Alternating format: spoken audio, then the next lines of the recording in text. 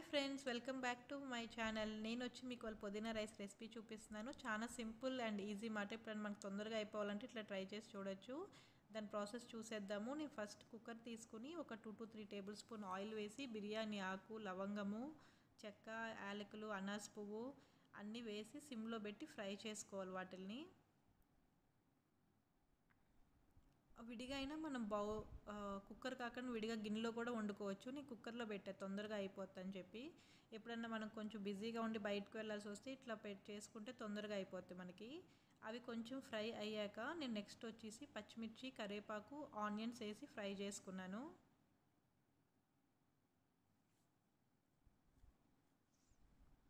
సిమ్లో పెట్టి ఫ్రై అయ్యేలోపు నేను పుదీనా 2 కప్స్ రైస్కి నేను 2 కప్స్ పుదీనా ఆకులు తీసుకున్నాను. వాటిని వాష్ చేసి పెట్టుకుని అది గ్రైండ్ చేసుకోవాలి. నేను తర్వాత అవి కొంచెం ఫ్రై అయ్యాక జీడిపప్పు వేసుకొని ఫ్రై చేసుకుంటున్నాను. నెక్స్ట్ వచ్చి ఒక 2 టేబుల్ స్పూన్ అల్లం వెల్లుల్లి పేస్ట్ వేసాను. అవన్నీ ఫ్రై అయ్యాక వేసుకోవాలి అల్లం వెల్లుల్లి పేస్ట్.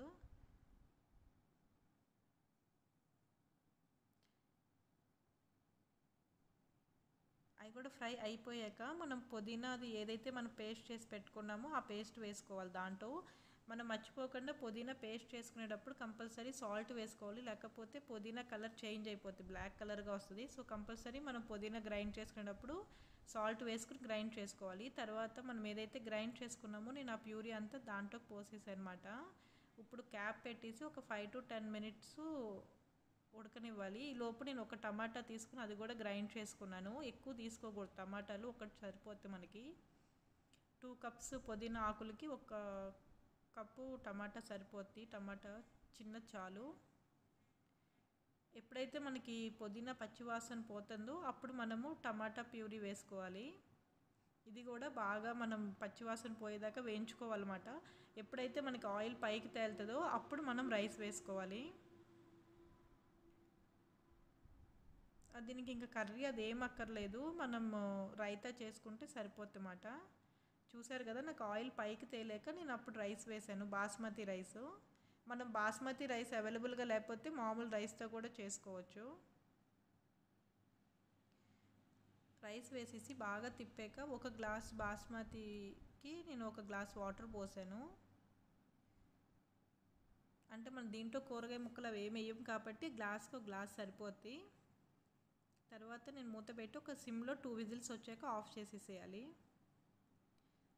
సిమ్లోనే పెట్టాలన్నమాట. 2 విజిల్స్ సరిపోతుంది మనకి.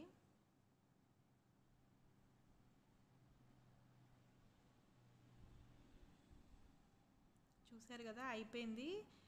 చాలా బాగుందన్నమాట. టేస్ట్ కూడా బాగుంటుంది మనకి. పుదీనా అసలు హెల్త్కి కూడా మంచిది. సో మనం వీక్లీ వన్స్ ఇట్లా చేసుకోవచ్చు. సో నేను దాన్ని వచ్చి నెక్స్ట్ ఒక సర్వింగ్ బౌల్లోకి తీసుకుంటున్నాను. అది చల్లారాకే మనం తీసుకోవాలన్నమాట సర్వింగ్ బౌల్లోకి. చూసారు కదా, మన పుదీనా రైస్ రెడీ అయిపోయింది. నా వీడియో కనుక మీకు నచ్చినట్లయితే లైక్ చేయండి, షేర్ చేయండి, సబ్స్క్రైబ్ చేయండి. బాయ్.